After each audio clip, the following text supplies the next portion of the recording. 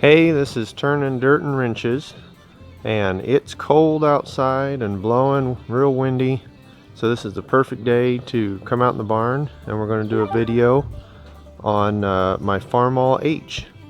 And I had a request to do a video on my Farmall M, which I will get to. It's just outside at the moment, and it's a really nasty day, so we're going to do this one, and we'll do the M as soon as we can. So this is a 1946 Farmall H.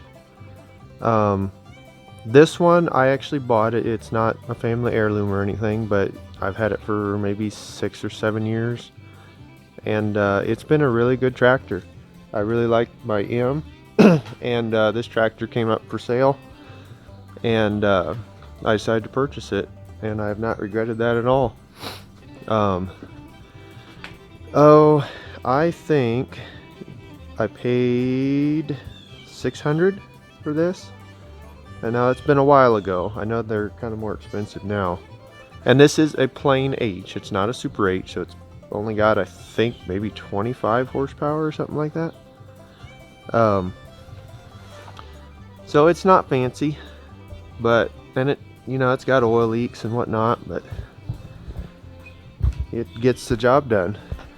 And it still does its work, pulls its weight doing hay and moving wagons around. This is my go-to tractor to move wagons around because of that right there.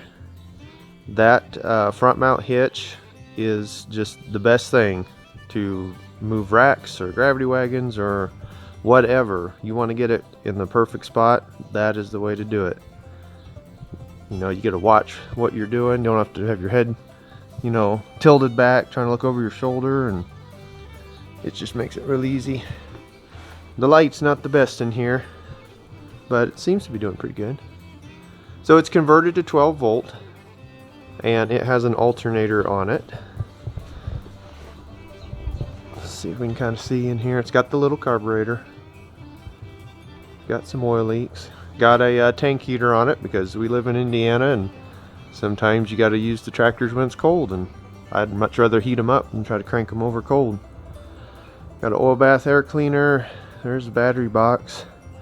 It has the hydraulic pump, the lift all, I think is what they're called. And I've kind of got it plumbed in some valves back here so I can have a remote.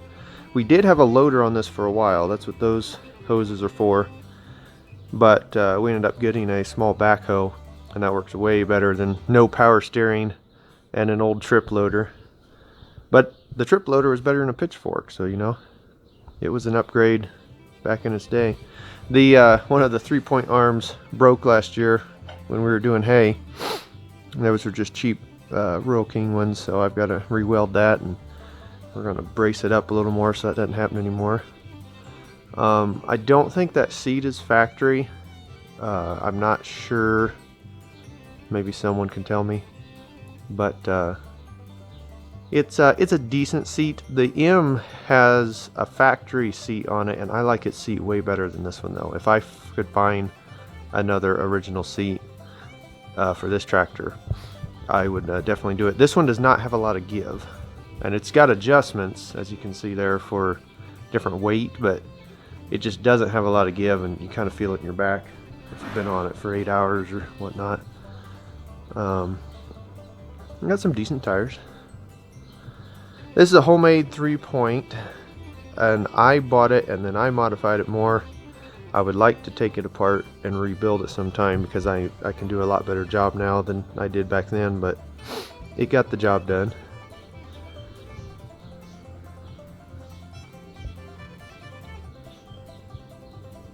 So this is a pretty basic tractor. I had to rebuild the drawbar to go with the 3-point because I still wanted to keep a drawbar. Non-live PTO, but if you just plan ahead while you're cutting hay or whatever, or using the hay rake, then it's perfectly fine. And it's a nice beginner tractor. The M was the first tractor I drove, and this tractor is pretty much set up the same way with a 5-speed and everything. And it's nice because the hydraulics, the PTO, and the forward or motion, forward or backward motion all stops if you push in the clutch. So as like a 13, 14-year-old that's learning to drive a tractor, that was real nice. You know, Dad just says, you know, if something happens, push in the clutch and it all stops. Makes it nice and simple. Here's my remotes, and here's my little setup. I'll get around the other side, you can see. So there's it's kind of dark in here, but there's this line here is a pressure line that comes back and turns into rubber. Where is it? Right here. Comes up here, comes around here, and then I built this little manifold. So I got 3 ball valves. Like I said, this one used to go to a loader. These are the hoses with the quick connects that would have connected to that. And then this one is 3-point. It goes down here to run that cylinder. And then this one is the remote right here. So like the hay mower we have is a 2-point. It has a trailing wheel, but you hook it on the hitch. You raise the hitch up to wherever you want it to get the cut angle right. And then you just lock this and it's going to stay put, and then open this valve, and now you can raise and lower the lift on the mower itself. So it makes it a lot more versatile. I don't like hooking and unhooking hoses all the time, and it's real simple. These are just normal water ball valves. I think I read in the manual that these old Internationals only had, was it maybe 600 or 700 psi, and you can use you know, black pipe plumbing for normal hydraulic stuff, as long as it's not the real new stuff that's, you know, 3,500 psi or something. And these valves have lasted just fine. No leaks or nothing. They're really smooth because they have oil going through them. So then, because I wanted 2-way remotes, because most of our hydraulic cylinders are 2-way, even though they just use the gravity to lower them down. It's hard to find single acting cylinders, and we just use 2-ways because that's what most things come with. So this is your return, and that just gets plumbed down here. It picks up the return on the 2-way cylinder on the 3-point, and then it also picks up the return that would have been for the loader. And then the return comes down here, and it's this rubber line that comes up here, tees into here. That way you have an easy place to refill your fluid. And then it goes in to the top of the pump. So what happens, you fill this system, you raise all your hydraulics, and then you fill the system. And then, since it's pressurized and it's got a cap here, so you know it's not vented in any way, as you say you lower that 3-point and that cylinder starts to go down, it pushes the fluid out, which you know, is coming back through this pressure line, because this is just a single acting hydraulic system. It's just letting it come right back the pressure line. It overflows the reservoir, which comes up through here, and it goes back down through that hose and starts filling up the other side of the hydraulic cylinder. That would normally be a 2-way. And so it goes all the way down, and that fluid just overflows and comes right back in the top of that. Then when you raise it, you know, it puts pressure on the backside, starts pushing it up. The fluid comes out of the top side of that cylinder and overflows and comes right back here, and comes in the top and fills up the reservoir. And what you get with that is your fluid, in theory, never goes up or down unless you have a leak. So this pump and reservoir, I think, only holds maybe a couple gallons. It's not very much.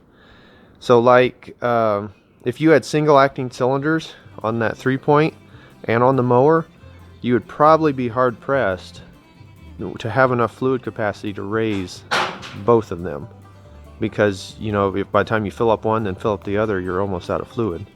So with this system, it's a little more complicated, a little more, you know, you got 2 hoses instead of 1, but it lets you use any of it as much as you want, and your fluid level is never going to go down. That pump's going to stay plenty cool because it's got lots of fluid in there to keep it cool.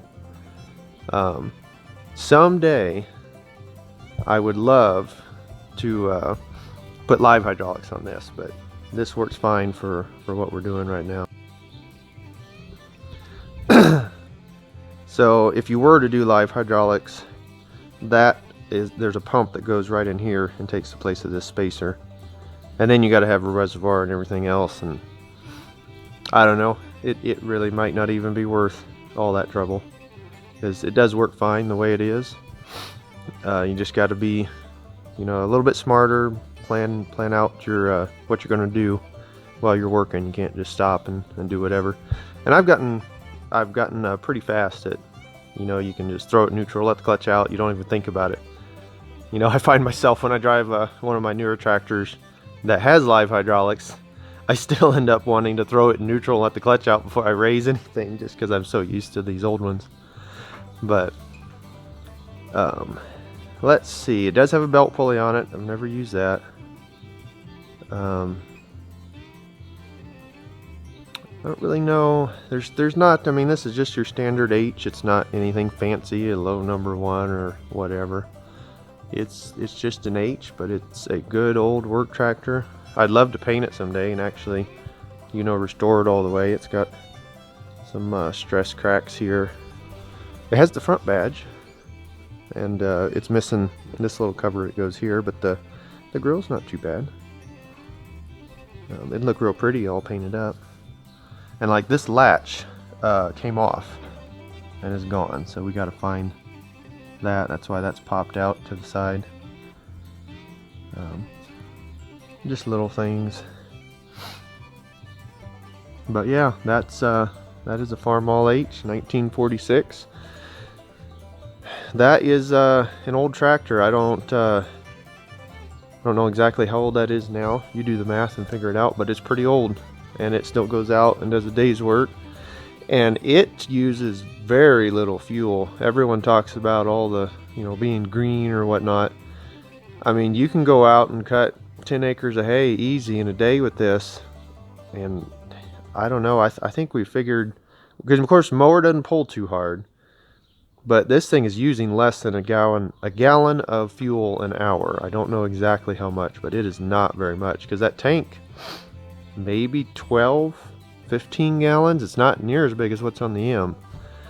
This thing just purrs along, just doesn't use very much fuel at all. I guess this is something that's a little different on it.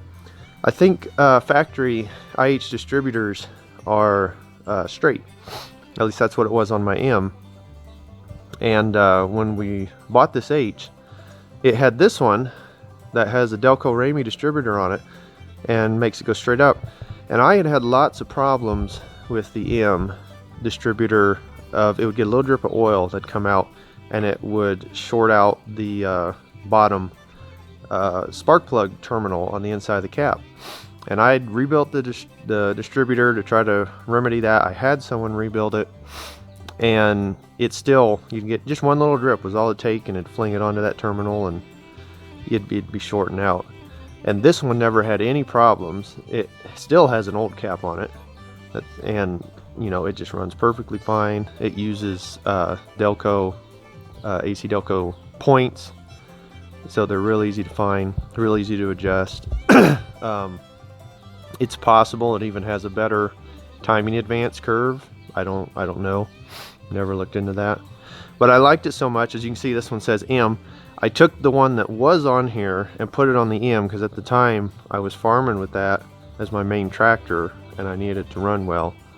And then, with the normal IH distributor that came off the M, I put it on here, and it was giving me the same problems, and we were wanting to use this for hay.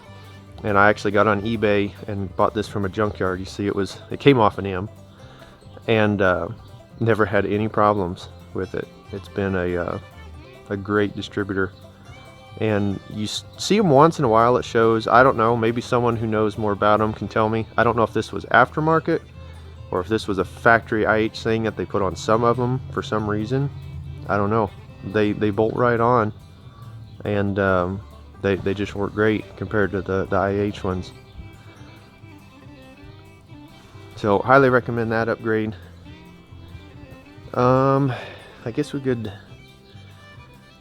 can't really think of any other upgrades that I've done. I mean, the big ones was the 3-point and the hydraulic system there. I really haven't messed with much else except for change fluids and filters and whatnot. But yeah, Farmall H is a great tractor. And if you've got, you know, a little farm, you want to do hay, or even if you want to do, I wouldn't feel bad about doing even like 50 acres if you got the right equipment for this. I mean, this was designed to be a main farm tractor back in the day. And if you don't mind working and getting dirty, you know, being out there in the sun, it's a great tractor that just keeps running and running, and very economical, very simple, very easy to maintain. Even has a crank start in case you don't have enough battery to get it turned over. This is just a really good tractor. International really knew how to build them well. So if there's anything else that you want to see, if you want me to go more in depth, I guess just let me know in the comments. But thanks for watching.